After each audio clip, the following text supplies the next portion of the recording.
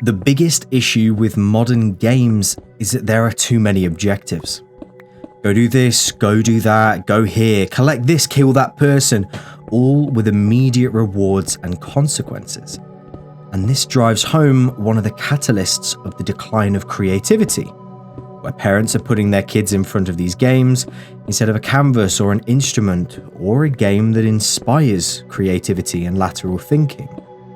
These instant action and reaction situations help reinforce these problematic tropes of modern gaming.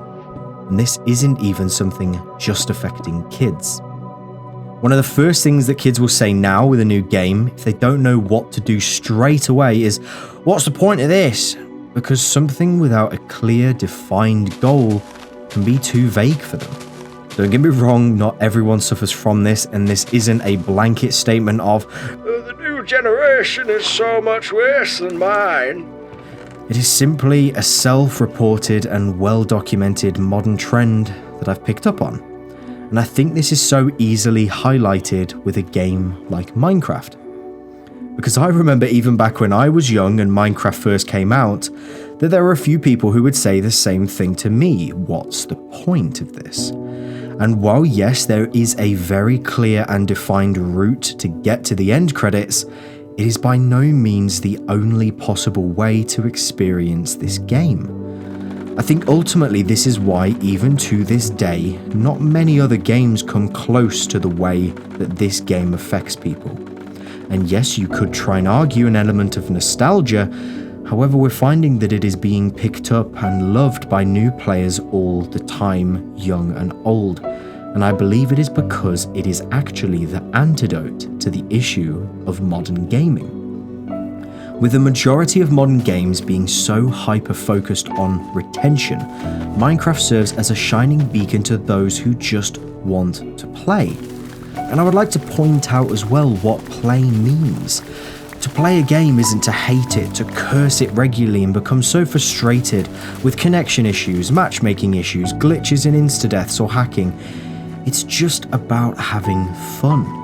And that's again something that's been replaced with pure retention recently.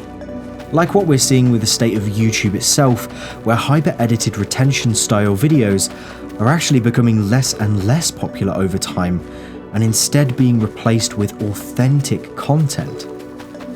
The way I can put it is that a lot of the modern world has lost its soul. Things built and created for the algorithm, for computers and for retention statistics, more than it is for real people and real engagement. And this ultimately explains this kickback and move towards games, films or content that feel like they have a soul. The reason why YouTube is changing is because people prefer feeling like they are talking to a person, instead of talking to a corporation or an entity or just viewing a film passively. Minecraft teaches this to us once again. The artificial creation of objectives, the artificial addition of purpose in a game removes the human element of gaming itself, yourself. We know deep down that voice lines and objectives aren't real and serve no legitimate purpose. We know deep down that all of the NPCs and environments aren't real, but we do know that we are, and that our decisions are. This is why games like Outer Wilds and Hollow Knight have gained so much success in recent years, as well as older games making such a comeback too recently, with their ability to tell a story, but ultimately leave the direction and decision-making up to the player to figure out. Minecraft's built-in creativity has been talked about so much already and will be spoken about for years to come, but ultimately what it achieves is putting the reins in the hand of the player, teaching them that they can work towards an objective they make themselves. And even if there isn't an objective then and there, we can always mine some blocks, dig up some sand or cut down some trees to pass the time until something does appear. Many modern games could learn from this mentality going forward by looking back, and I believe as time moves on, players will be demonstrating this with their wallets just as much as they are with their voices. Minecraft really is a special game.